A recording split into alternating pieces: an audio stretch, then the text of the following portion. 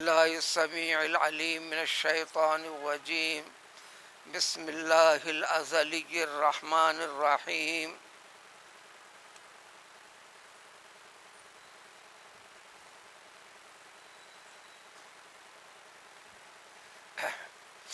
فإذا جاء وعد ربي جعله دكا فإذا جاء وعد ربي جعله دكا. دونوں قرأت ہیں. وكان وعد ربي حقا وتركنا بعضهم يومئذ يموج في بعض ونفخ في الصور فجمعناهم جمعا وعرضنا جهنم يومئذ للكافرين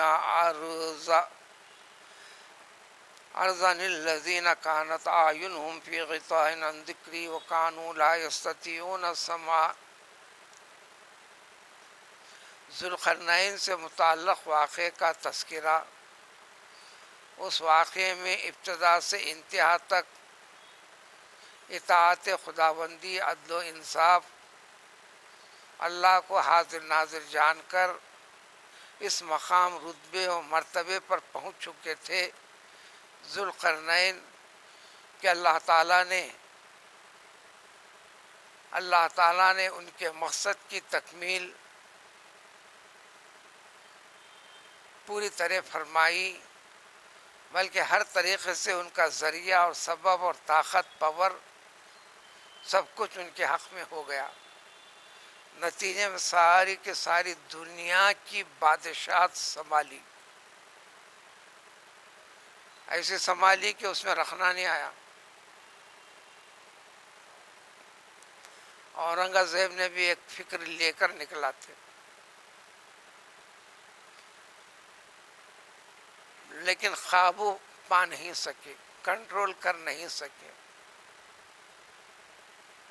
ایک جانب سے ہندوستان کا رخ کرتے، فوجی کارروائی کرتے، انعامات دیتے، نوازتے کرتے، ہاتھ میں اختیار میں آتا کسی ایک کو اپنا بنا کر اس کے حوالے کرتے اور وہ بددیانت نکلتا. کمیونیکیشن نظام کی کمی تھی، اس وقت تو کچھ بھی نہیں تھی ذوالقرنین کے وقت پہ.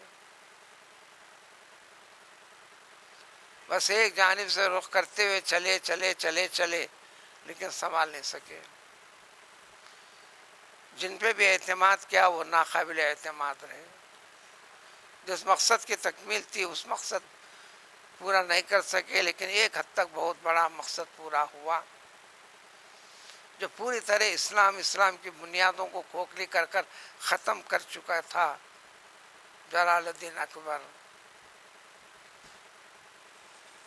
اس سلسلے میں تحریک میں مجدد الفسانی رحمۃ اللہ علیہ نے دیکھا ڈائریکٹ مقابلہ کرنے کی طاقت نہیں، دنیاوی اسباب کے لحاظ سے طاقت اور پاور بادشاہ سلطانیت کی چل رہی ہے، نکالتے ہوئے اپنے بچوں کے ذریعے سے پھر شاہی خاندان کے ایک بچے کو لے کر پوری طرح اسلام کا رنگ، اسلام کی روح، اسلام کا مزاج اس کی سانس میں، ان کی آنکھ میں، ان کے مزاج میں، ان کی طبیعت میں پیدا کر تربیت دے دی. وہ تھے اورنگزیب. اس مقصد کے اندر رکاوٹ سب سے بڑے بھائی بننے والے تھے، وہ بھی دینداری کے اس میں تھے، تصوف کی لائن کا سہارا لے کر وحدت الوجود کے پہلو میں کئی ایسے راہیں لے کر نکل پڑے تھے. اسلام کی بنیاد کو فی الوقت سر دست آسانی سے سمجھانا بٹھانا مشکل تھا. نتیجے میں اپنے نہ صرف باپ کا، اپنے بھائیوں کا پیچھا کر 2 بھائیوں کو قتل کر اس دنیا سے دور کر دیا. مراد نامی بھائی تو لاپتہ ہو گیا، تو آج تک پتہ نہیں کہاں رہا، کہاں گیا، کہاں مرا، کہاں خبر ہے. باپ کو تو نظر بند کر کے رکھ دیا، لیکن مقصد وہی تھا قریب ذوالقرنین کا. اللہ نے فرمایا کہ یہ ہماری مہربانی، جس کو جو عطا کرنا ہے.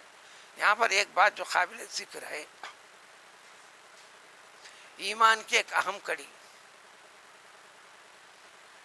والقدر خیری و شرری من اللہ تعالی والبعث بعد الموت.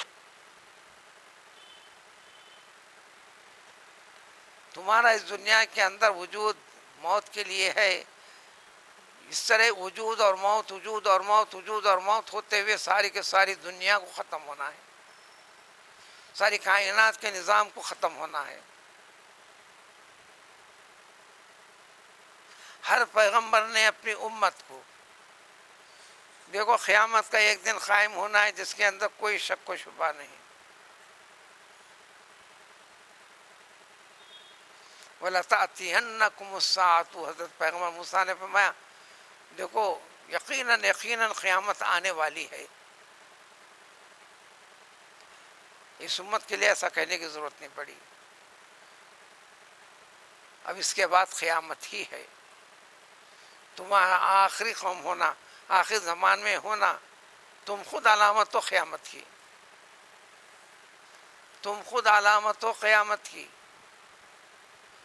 رسول اکرم صلی اللہ علیہ وسلم نے اپنی امت کو یوں سمجھایا، جبکہ ہر پیغمبر نے آنے والی آنے والی آنے والی، یقیناً یقیناً یقیناً یقیناً، ایمان رکھو، یقین رکھو، ایمان رکھو، یقین رکھو. مرنے کے بعد اٹھائے جانے پر پورے قرآن میں تذکرہ ہے. یہاں بھی ذوالقرنین کے واقعے کے ذریعے سے جو اتباع کمال درجے کی دیوار بنا کر قرآن کے مطابق، وہ دیوار آج بھی ہے، اور ان کی جد و جہد دیوار کو ختم کرنے کی آج بھی ہے، اور ان کی شرارت پسند کارروائیوں کو آگے بڑھانے کی خواہش تمنا آج بھی ہے. ایک حد تک روزانہ کامیاب ہوتے رہتے ہیں، لیکن قدرت کچھ انتظام کرتے ہوئے اس آڑ کو جوں کا توں کر دیتی ہے. ایک وقت آئے گا اس میں سے ایک بندے کو یہ سمجھ میں آئیں گی بات، تھوڑا سا بچا ہوا اس کا کام کل کر دیتے ہیں انشاءاللہ تعالی کے الفاظ اس کے زبان سے نکلیں گے، تو پھر وہ دیوار جتنی کام کر کے گئے تھے بقیہ کام جوں کا توں باقی رہے گا. قرآن کے ذریعے سے تعلیم، واقعات کے ذریعے سے مسلمان کو اسلام کے اوپر قائم باقی رہنے کی تعلیم.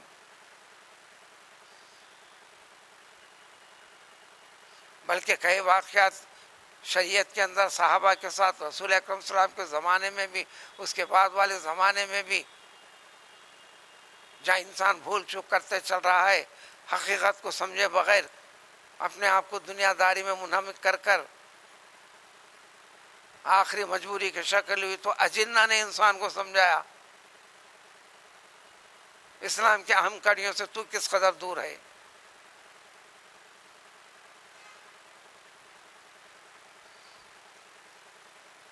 حضرت ابو ہریرہ رضی اللہ تعالیٰ عنہ کو بیت المال کے مال کی حفاظت کے لیے رات کی ڈیوٹی لگا دی پیغمبر صلی اللہ علیہ وسلم نے.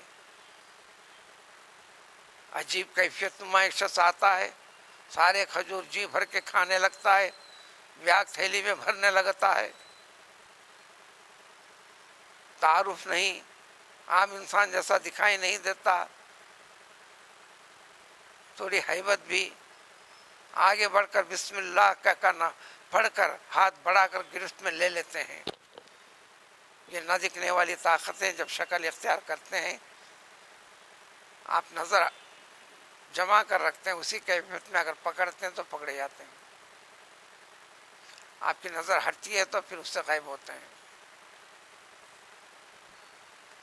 پیغمبر صلی اللہ علیہ وسلم کے روبرو پیش کرنے کے لیے ہے تو اس نے عاجزی انکساری کیا، رویا دھویا، کہا کہ میرے کثرت کے ساتھ بچے ہیں، فخر و فاقے میں مبتلا ہوں، مجھ پر رحم کرو، مت لے کے جاؤ. رحم دل تھے، چھوڑ دیا. ذکر کرنے سے پہلے پیغمبر علیہ الصلوۃ والسلام نے آپ سے پوچھ لیا جب ڈیوٹی سے نکل کے گئے، اے ابو ہریرہ، رات میں آنے والے مہمان کا کیا حال ہوا، کیا کیا تم نے؟ بات ایسی ایسی سنائی تو فرمایا لیکن جو اس نے کہا ہے کہ دوبارہ نہیں آنے کا، وہ جھوٹا ہے، پھر آئے گا. دوسرے دن پھر آیا، پھر آپ گرفت میں لیے. اب تو ضرورت سے زیادہ عاجزی ان کے ساری، پھر رحم کھا کر چھوڑ دیے. پھر رسول اللہ صاحب نے فرمایا کہ وہ جھوٹا ہے.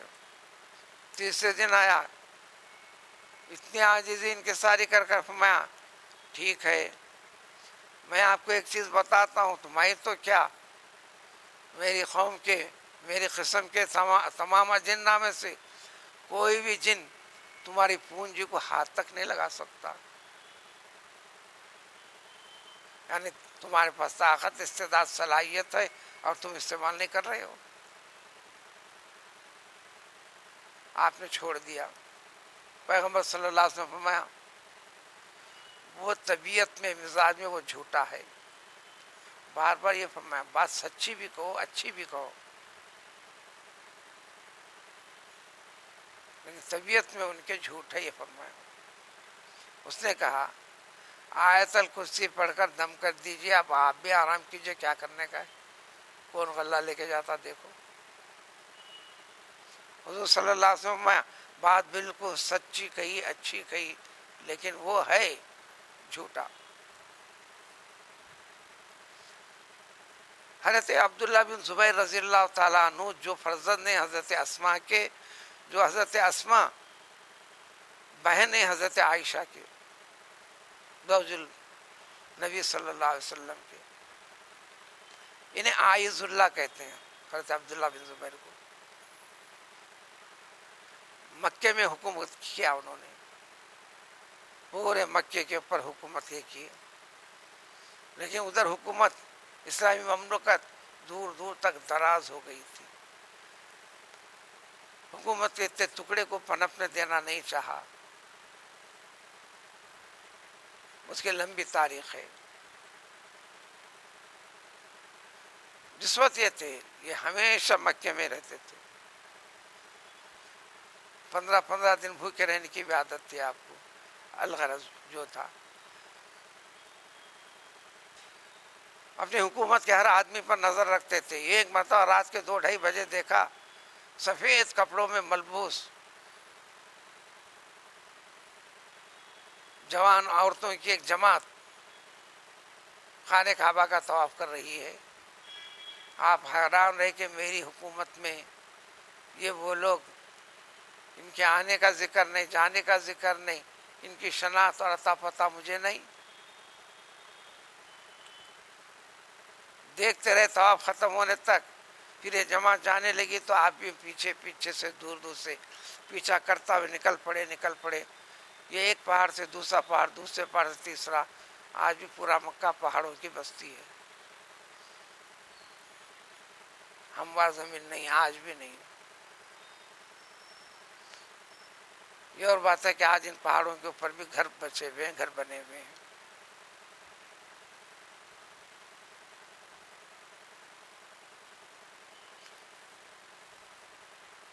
آپ پیچھا کرتے کرتے گئے تو ایک پہاڑ کے اوپر جاتے ہی ایک جانب کافی عمر رسیدہ ایک شیخ بیٹے آواز دی، عبداللہ کدھر آ گئے ہو.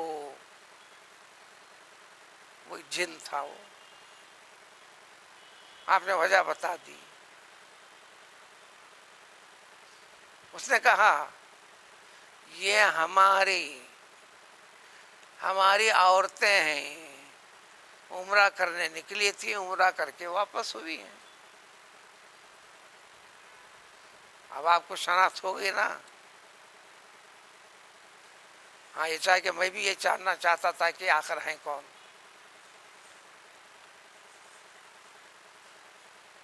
جب آئی گئے تو بیٹھو، کیا لوگے.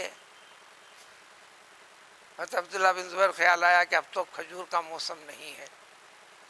سکے کھجور تو ملتے ہیں ہر وقت. کھجور میں رطب پکا ہوا پورا تیار سکے کی طرف نہیں آتا ہے، وہ لذت میں سب سے اچھا ہوا کرتا ہے. تو اب اس سے مطالبہ کرنا، اور یہ بات طے ہوئی کہ یہ جنہ ہے. کچھ کھاؤ گے؟ تو آپ نے کہا کہ مجھے رطب چاہیے. کافی بڑی مقدار میں زری در میں سامنے مہیا کر دیے گئے. خوب کھائے کرے. عطا وقنا و جنہ بھی. اس کے بعد آپ نے اپنی طرف سے اجازت چاہی کہ میں کچھ اپنے لیے ساتھ لے جانا چاہتا بھی ہوں. ایک بڑی مقدار میں اٹھا بھی لیے, اجازت مل گئی, لے کر گئے. آپ خیامی کرتے تھے مکے کے اندر, ایک صندوق میں ڈال کر رکھ دیے. لیکن اس کی جماعت کے چند دیگر اجنہ, انہوں نے آپس میں کیا, ہماری چیزیں ہماری خوراک یہ کیسا لے کے جاتا ہے, ہم چھوڑیں گے نہیں, واپس کھینچ کر لائیں گے. یہ جا کے لیٹے ہوئے ہیں, پوری طرح نیند میں نہیں ہے, سب دیکھ رہے ہیں کیفیت. دو شخص آئے, یعنی دو جن آئے. ایک نے کہا چل کھول صندوق کو. اس نے کہا کہ ہر طرف سے کوشش کر رہا ہوں کھولنے کی, کھل نہیں رہا ہے. اس نے بسم اللہ الرحمن الرحیم پڑھ کر اس کے اندر رکھ کر اس کو بند کر دیا ہے. میں کھولنا چاہتا ہوں, کھل نہیں رہا ہے. مجھے سنانا یہ تھا واقعہ, وہ پورے واقعے کہانی سنانا نہیں ہے.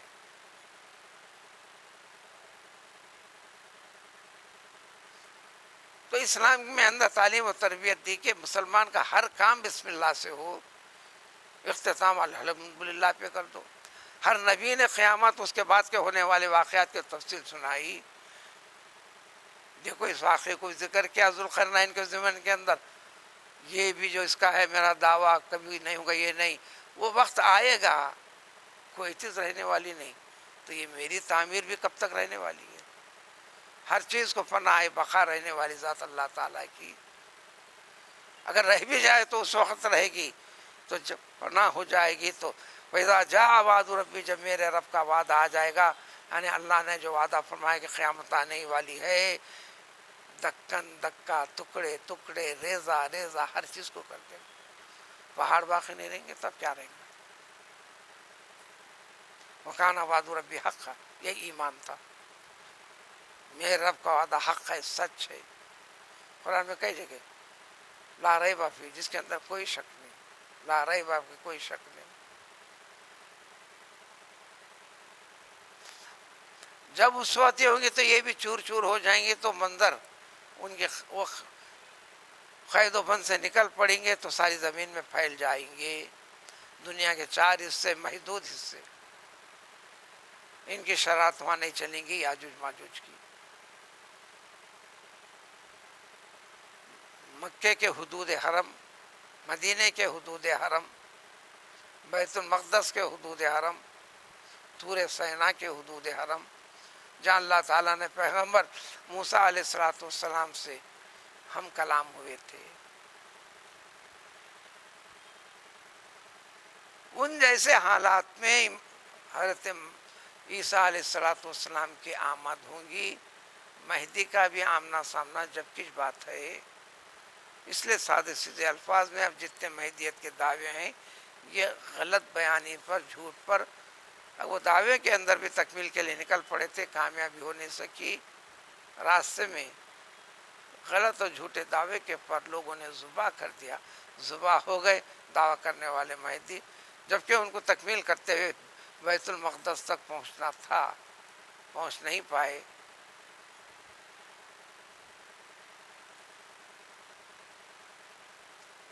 موسیٰ علیہ السلام کے ذریعے سے وہ تاثیر اللہ تعالیٰ نے فیصلہ کر کے رکھ دیا ہے. اس طرح دجال جیسی ایک عظیم شخصیت بھی تھی, ٹکراؤ کا معاملہ اختیار کر لیا اس نے. پیغمبر صلی اللہ علیہ وسلم سے ابن سیاد کے نام سے احادیث میں واقعہ تفصیل ہے. اسلام کی دعوت دیتے تو کہنے رہتا کہ اے محمد تم مجھ پر ایمان لاؤ. کیا دکھ رہا ہے؟ میں آسمان میں فلاں چیز دیکھ رہا ہوں. جیسے وہی کہ جیسی چیزیں ایسے کمال چیزوں کے تذکرے کرتا تھا, فلاں فلاں کرتا تھا. حضرت عمر نے فرمایا رضی اللہ تعالیٰ نے, بس میں آپ کی اجازت کا طالب ہوں اے محمد صلی اللہ علیہ وسلم, اس کے ٹکڑے کر دوں گا. وہ اس کے ماں باپ بھی سمجھاتے تو مانتا نہیں تھا. حضور صلی اللہ علیہ وسلم نے فرمایا حضرت عمر کو, دیکھو اگر واقعی یہ دجال ہے جیسا کہ خیال ہونے لگا ہے تم تمام لوگوں کا, اور تم قتل کرنے کے ارادے سے آگے بڑھنا چاہتے ہو, میری اجازت چاہتے ہو, تو سن لو اگر دجال ہے تو اس کا خاتمہ حضرت عیسیٰ علیہ السلام کے ہاتھوں پر ہے، اے عمر تمہارے ہاتھوں پر نہیں، تم لاکھ کوشش کرو تو تم لوگ مٹ جاؤ گے، وہ ہونے والا نہیں، کیونکہ قدرت لکھ چکی ہے فیصلے، قدرت لکھ چکی ہے فیصلے. جو کمال آپ میں ہے وہ کمال کاش مجھ میں آ جائے، کیوں آئے گا؟ قدرت نے کہہ دیا ہوا ہے. قرآن نے کہا کہ وَلَا تَتَمَنَّوْا مَا فَضَّلَ اللَّهُ بَعْضَكُمْ عَلَىٰ بَعْضٍ، ایک دوسرے کو جو کمال عطا کر کے رکھیں اللہ تعالیٰ، اس میں حسد وسد کرنا چھوڑ دو. وَاسْأَلُوا اللَّهَ مِن فَضْلِهِ، اپنے رب کے طلبگار ہو جاؤ. تو اس ضمن کے اندر قیامت کا تذکرہ کرتے بتلایا کہ جب یہ چور چور ہو جائیں گا تو اس وقت وہ سارے کے سارے یاجوج ماجوج پھیل پڑ جائیں گے. یہ فتنہ فساد سب کچھ چلتا رہے گا. خاتمہ حضرت عیسیٰ کی دعا سے ختم ہوگا، یہ بھی ختم ہوں گے. جب ہوں گے فتنہ اتنا پھیلانے پورے دنیا کے طول و عرض میں، اس کی بڑی بڑی طویل تفصیلات ہیں، وہ کیسی شکل کے ہوں گے. خط و خامت میں چھوٹے میں 1 فٹ کے بھی رہیں گے، بڑے میں 100 گز کے لمبے بھی ہوں گے. مرغی دانوں کو چک کر کھائے جیسا انسانوں کو کھائیں گے، فلاں کو کھائیں گے. واقعی میں تفصیل گزری تھی، دنیا کے انسانوں کو ہر قسم کی تکلیف میں مبتلا کرنا، بلکہ ان کو کھا جانا، ان کی زراعت کو تباہ کر دینا، ان کا جینا حرام کر کے رکھنا، اس جیسی کیفیتوں کی بنیاد پر اس سد یاجوج و ماجوج کی تعمیر ہوئی تھی. تفصیلات گزر چکی. اس زمن میں قیامت کا واقعے کا ذکر. تو اس وقت نفخ فی الصور، سور پھونکا جائے گا. اس سے بڑی بڑی طویل تفصیل ہوگی، یہاں پر نہیں ہے. یہ دوسرے سور کا ذکر آ گیا. ساری کائنات کو ختم کرنے کا ایک پہلا سور ہوگا، اس کی تفصیل نہیں ہے. اس کا دوسرے سور کے بعد کی تفسیر، سور میں پھونک کر فجمعناہم جمع، سب کو ختم کرنے کے بعد دوبارہ اٹھایا جائے گا، تم تمام کو، سابقہ کو، آنے والوں کو، سب کو. دوزخ کو جہاں بنایا گیا. قرآن میں اعدت للکافرین، اعدت کا لفظ ہے has been prepaid, has done, ہونا نہیں ہے، ہو چکی ہے، تیار ہے. جتنے نافرمانی کریں نافرمانوں کے لیے وہ تیار ہے. اسی طرح نیک عمل کرنے والے کے لیے، مومنین کے لیے اعدت المتقین، جنتوں کے لیے جنت تیار ہے. اور جہاں ہے سو ہے. تو یہاں پر ذکر ہے تو اس دوزخ کو سامنے لایا جائے گا ان تمام نافرمانوں کے روبرو. حدیث شریف میں وضاحت ہے کہ اس کو 70,000 لگام کھینچنے کے ہیں. ایک ایک لگام کو 70,000 فرشتے پکڑ کر کھینچیں گے. کھینچ کر جہاں بھی ہے وہ سامنے لالی جائیں گی تمام آخرت کا یقین نہ رکھنے والوں کے سامنے. تو گیا جو سورہ یاسین میں وامتاز الیوم ایھا المجرمون، دوزخی مجرمین جس درجے کے بھی ہوں سب کو ایک طرف الگ کر دیا جائے گا. تو ظاہر ہے وہ دوزخ بھی لا لی جائے گی، سامنے پیش کر دیں گے. للکافرین عرض کر دیں گے، پیش کر دیں گے. عربی کا لفظ ہے، اردو میں بھی عرض، چاہے عرض ہے یا نہ پیش ہے. عرض کر رہا ہوں، پیش کر رہا ہوں، معنی بھی وہی ہے. اردو میں جھونکا تو معنی ملی، 20 الفاظ کو عربی کے لے کر اس کے معنی میں ادھورے کر دیے یا معنی کو الٹا کر دیے. غلیظ کا لفظ عربی کا خالص، قرآن کا جگہ جگہ انتہائی مضبوط ٹھوس، لیکن اردو والے انتہائی گندگی کے معنی میں لے لیا اس کو. وہ الگ بات ہے. یہ لفظ عرض کو جھونکا تو رکھا. اب فرمائیں گے سامنے ہے نا، قیامت میں ہم دنیا میں ذکر کرتے تھے نا دوزخ کا، اس آنکھ کے ذریعے سے، اس ظاہر کو دیکھ کر دل کی آنکھ کے ذریعے سے اس پہ نظر رکھو. ظاہری طور پر جماعت میں ٹھہر کر اعبد ربک کأنک تراہ، اپنے رب کی عبادت کر گویا کہ تو اللہ تعالیٰ کو دیکھ رہا ہے. بندوں میں وہ طاقت ہوئی ہے. پھر فرمائے کہ طاقت تجھ میں ہو نہیں سکتی عام طور پر. اتنا یقین جمع تو لے، تو اپنے رب کے روبرو ٹھہرا ہوا ہے. جو احکم الحاکمین ہے، ساری کائنات کا خالق مالک ہے، اب تجھ میں اندر کون سی ہیبت، ادب، خشوع، فلاں فلاں ہونا ہے؟ اس لیے آداب نماز میں ہے کہ نماز میں نظر اوپر اٹھانے سے منع ہے. خبردار آنکھیں پھوڑ دوں گا. کعبے کے پاس بھی ہے تو نظر نیچے رکھنا ہے. کعبہ اللہ نہیں ہے، اللہ کی جہت ہے، وہی کیفیت رکھنا ہے. اتنے بڑے حاکم الحاکمین کے اس میں کچھ بھی ہیبت طاری نہیں. آنکھ میں آنکھ ملانے کی ضرورت ہو گئی آپ کی، تو کہ آپ سمجھ ہی نہیں رہے. تو اس لیے نظر سجدے کی جگہ پہ رکھنا ہے، پورا احساس کرنا ہے. یہ احساس اب خطے کی بنیاد پہ چل رہا، مگر یقین کے ساتھ وہاں پر ظاہر کی بنیاد پر ہوگا. سارے عمل ظاہر ہوں گے، عمل کا نتیجہ ظاہر ہوگا. تو ارشاد ہوگا اس دنیا کے اندر ان کی آنکھوں میں میرے بتائے ہوئے تمام چیزوں سے بڑا پردہ ڈال کے پڑے ہوئے تھے. اب وہ طاقت دے دیا ہم نے، دیکھ لو تمہارے عمل. سنائے تو سننا نہیں چاہتے تھے، وہ قانون لا یستطیعون سننا تک پسند نہیں کرتے تھے. اب سامنے کیا کرو گی؟ یہاں تک اس واقعے سے جڑی ہوئی باتیں ختم.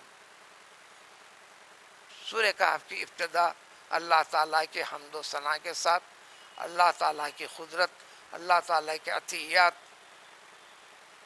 اپنے مخلوق کے لیے تھی، اس کا ذکر تھا. اب اختتام والے دو مختصر 2-3 آیتوں کے اندر تو ایمان والوں کا پہلو، یقین رکھنے والوں کا پہلو، اللہ کی قدرت کو مان کر شکر گزاری والی کیفیت میں، ایمان والی حالت میں زندگی گزارنے والوں کی کیفیت کے تذکرے کے اوپر سورہ کا اختتام ہونے والا ہے. سبحان اللہ بحمدہ، سبحان اللہ.